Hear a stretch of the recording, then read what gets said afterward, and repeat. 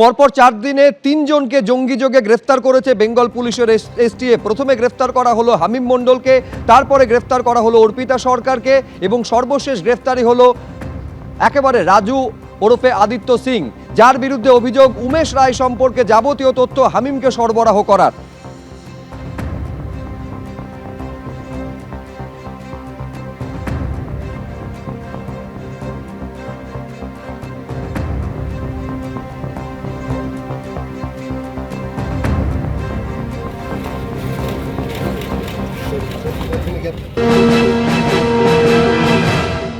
সবটাই তৃণমূল তৃণমূল তৃণমূল হচ্ছে নাকি? পুলওয়ামায় তৃণমূল ছিল, পাহেলগাঁওতে তৃণমূল ছিল, পুলওয়ামায় এতগুলো জওয়ান মারা গেল, তৃণমূল ছিল, জঙ্গি তৃণমূল ঢুকিয়েছে। দিল্লি থেকে বম্বে একের পর এক অ্যাটাক হয়েছে, মণিপুর চলছে, তৃণমূল। কেন কথায় কথায় তৃণমূল তৃণমূল করছেন?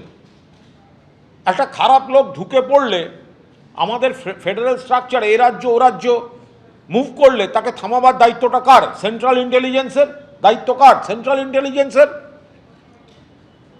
বউবাজারে বিস্ফোরণে আরডিএক্স ব্যবহার হয়েছিল সিপিএম জমানায়, রশিদ খান।